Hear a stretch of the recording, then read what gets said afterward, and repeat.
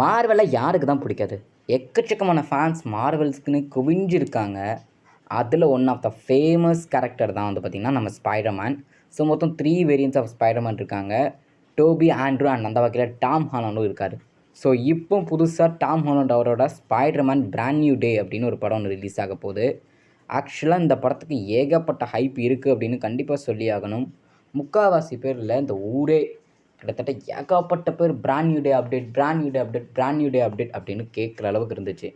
So இந்த படத்தில் use பண்ண காஸ்டியூம் சூப்பராகவே யூஸ் பண்ணியிருந்தாங்க அப்படின்னு கண்டிப்பாக சொல்லி ஆகலாம்.